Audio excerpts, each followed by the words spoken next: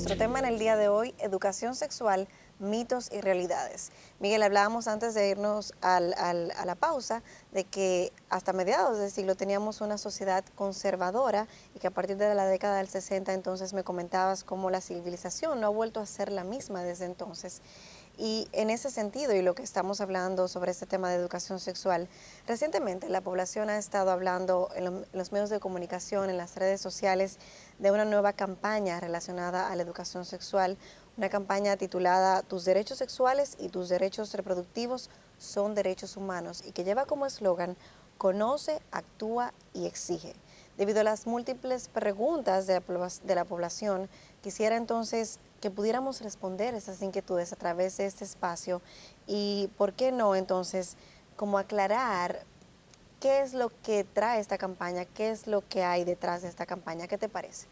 Sí, yo creo que es muy importante que nosotros podamos hablar de cosas que la campaña dice, pero que la población no tiene clara. Y yo creo que al hacerlo tenemos que ser sensibles. Yo creo que nosotros no debemos cuestionar la intencionalidad de aquellos, ¿verdad?, que han organizado la campaña, porque yo creo que mucha gente tiene buenas intenciones.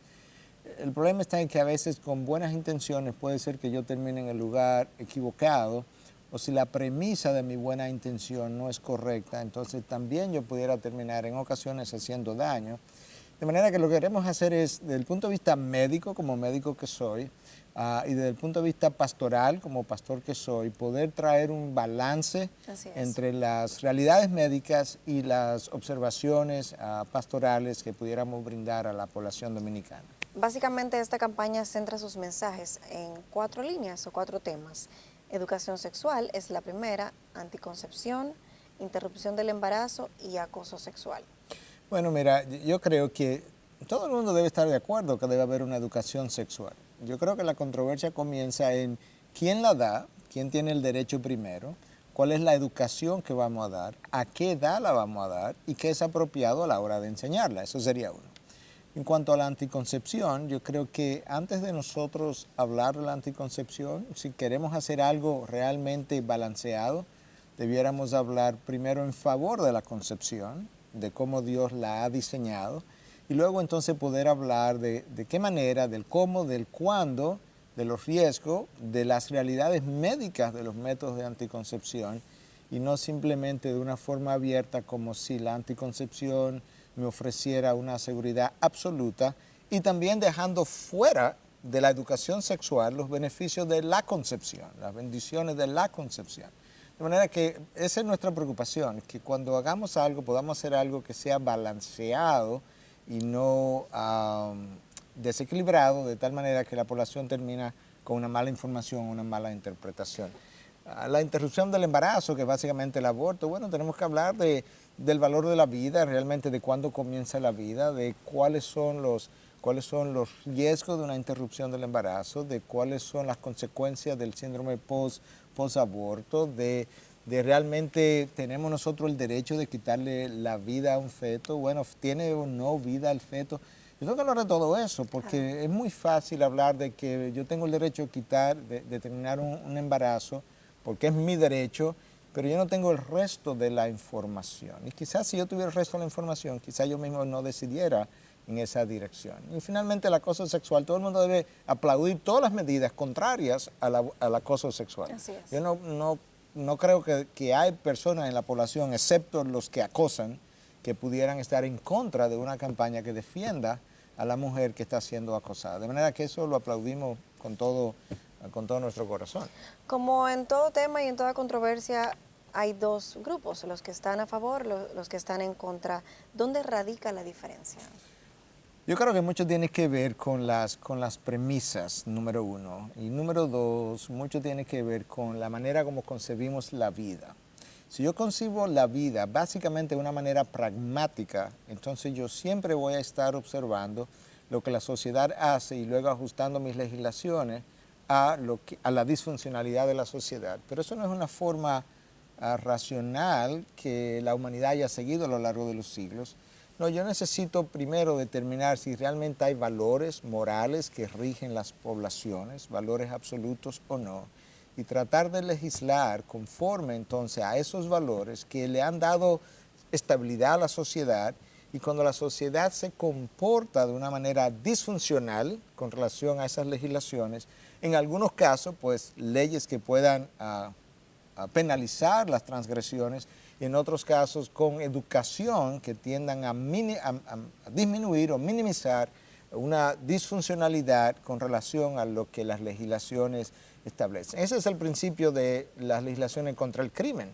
El crimen es abundante hoy, pero no hacemos legal el crimen, sino que decimos el valor de la vida, la vida tiene valor, legislamos a favor del valor de la vida, lo establecemos como un principio moral absoluto y luego tratamos de penalizar a los que cometen crimen contra la vida y en otros casos incluso educar tempranamente acerca de lo que es la vida.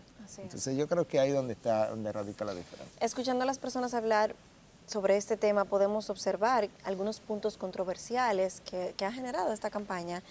Y, por ejemplo, se habla de los derechos sexuales y reproductivos de las personas como derechos humanos. ¿Dónde estaría el pero de esta afirmación, de que los derechos sexuales y reproductivos de las personas son derechos humanos? Bueno, yo creo que en primer lugar tenemos que entender lo que es un derecho humano. De hecho, las mismas Naciones Unidas, la Declaración Universal de las Naciones Unidas, en sus diferentes discusiones y en sus páginas web definen lo que es un derecho humano.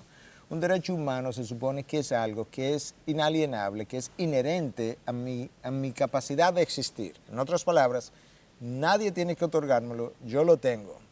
Y lo tengo simplemente por ser un ser humano. Ahora, por ejemplo, el derecho a la vida es un derecho humano que cuando yo tengo un día de nacido, ya yo lo tengo.